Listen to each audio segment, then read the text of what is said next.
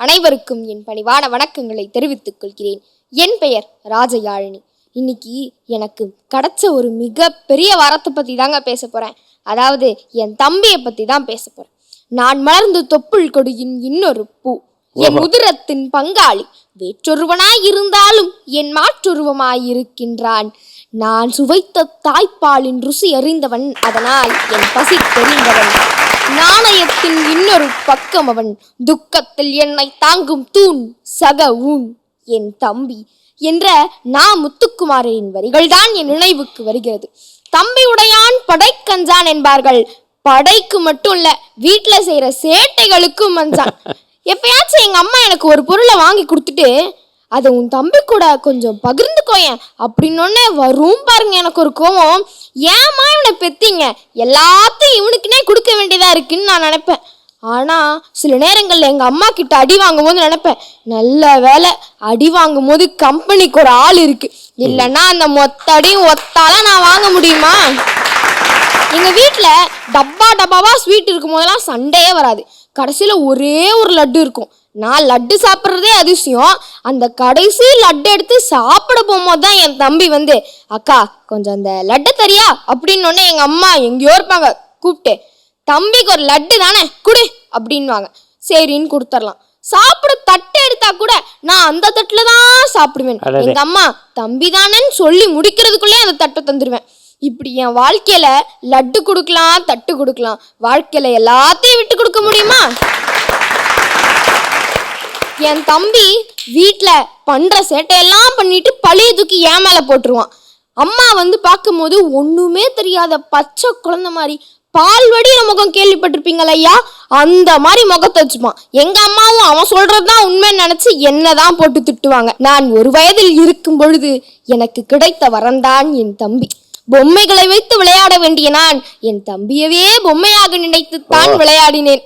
நாங்க பள்ளிக்கூடத்துக்கு போக ஆரம்பிச்சோடனே அவன் ஏதாச்சும் புத்தகம் முடிக்கல, ஹோம்ஒர்க் பண்ணலைன்னா அவங்க மேம் என்ன கூப்பிட்டு சொல்லுவாங்க, இந்த பாருமா உன் தம்பி மேல கம்ப்ளைண்ட் இருக்கு, உங்க அம்மாட்ட போய் சொல்லுன்னு. அப்பதானே என் தம்பியை கூப்பிடுவேன், என்னப்பா தம்பி உன் மேல கம்ப்ளைண்ட் இருக்கான், அம்மாட்ட கம்ப்ளைண்ட் போகணுமா? உடனே என் தம்பி கெஞ்ச ஆரம்பிப்பான் பாருங்களேன், அக்கா காக்கா ப்ளீஸ்க்கா அம்மாட்ட மட்டும் சொல்லிடாதக்கா, நீ என்ன சொன்ன பண்றேங்கான்னு.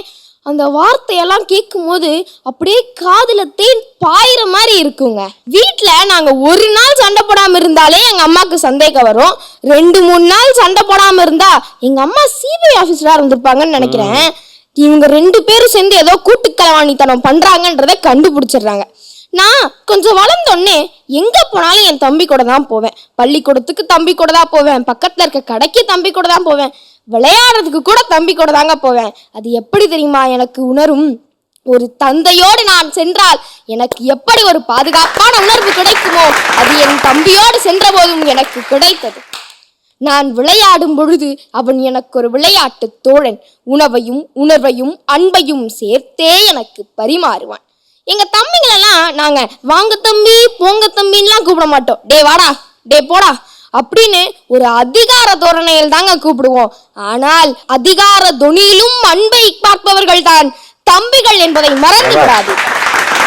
ஒரு வீட்டுல கல்யாண வயசுல அக்காவும் தம்பியும் இருந்தா சின்ன சண்டை வந்தா கூட போதும், தம்பி ஆரம்பிச்சிடும், இவளை முதல்ல கட்டு கொடுத்து எப்பதான் வேற வீட்டுக்கு அனுப்புவீங்களோ, சும்மா நொய்யின்றான்னு. உடனே அந்த அக்கா ஆரம்பிச்சிருவாங்க, உன்னை முதல்ல வெளிநாட்டுக்கு வேலைக்கு அனுப்பணும்டா, அங்க போய் எல்லா வேலையும் நீ தானே பண்ணணும்னு. ஆனா அந்த அக்காக்கு திருமணமாகி முடிந்தவுடன் தன் தந்தையும் தாயையும் தம்பியையும் ரொம்ப பிரிந்து இருக்க போகிறோமோ என்று நினைத்து அழுவாங்க. அவங்க தந்தையும் தாயையும் மிஸ் பண்றதை விட அவர்களுடைய தம்பியை தாங்க அதிகமா மிஸ் பண்ணுவாங்க. இவ்வளவு நேரம் அக்கா தம்பி உறவை பத்தி பார்த்தோமே, இப்ப அண்ணன் தம்பி உறவை பத்தி பார்க்கலாமா? அண்ணன் தம்பி உறவு என்பது அதிகமாக சொல்லப்படாத ஒரு உறவு. அவங்க சின்ன வயசுல நல்லா பேசிப்பாங்க, நல்லா அடிச்சுப்பாங்க, நல்லா திட்டிப்பாங்க. ஆனா கொஞ்சம் வளர்ந்துட்டா போதும் ஒழுங்கா பேசிக்க கூட மாட்டாங்க. அப்போ அவர்களுடைய அன்பை எப்படி பரிமாறுவாங்கன்னு தானே கேக்குறீங்க. ஒரு விஷயத்த தம்பி பண்றானா, இந்த விஷயம் கரெக்டா தான் இருக்குமா, சரியாதான் பண்றோமா, ஒரு வாட்டி அண்ணாட்ட கேட்டு பண்ணலாமே அப்படின்னு கேட்டு பண்றாங்களே, அதுதான் தம்பிகள் அண்ணன் மீது வைத்திருக்கும் பாசம் என்பதை மறந்து விடாதீர்கள். இதை பத்தி நிறைய இலக்கியங்கள்ல கூட சொல்லியிருக்காங்க. தன் அண்ணனுக்காக காட்டுக்கு சென்றவர் லக்ஷ்மணன், அண்ணனின் காலணிகளை தன் தலையில் சுமந்து ஆட்சி செய்தவர் பரதன், அறத்திற்காக அண்ணனை இழந்தவர் வீடனன், அண்ணனுக்காக அறத்தையே இழந்தவர் தான் கும்பகர்ணன். ஒரு குழந்தைக்கே என் எல்லா பாசத்தையும் கொடுக்கணும், எல்லா பணத்தையும் அந்த ஒரு குழந்தைக்காக செலவு பண்ணணும்னு நினைக்கிறீங்களே, நீங்க என்னதான் நிறைய பொருட்கள் வாங்கி கொடுத்தாலும் அந்த பொருட்கள் எல்லாம் கிடைக்கிற சந்தோஷத்தை விட எதுல தெரியுமாங்க அந்த குழந்தைக்கு சந்தோஷம் கிடைக்கும்? தன்னோடு கொஞ்சி விளையாடுவதற்கு ஒரு தம்பி இருந்தால் மட்டும்தான் கிடைக்கும் என்பதை மறந்து விடாதீர்கள்.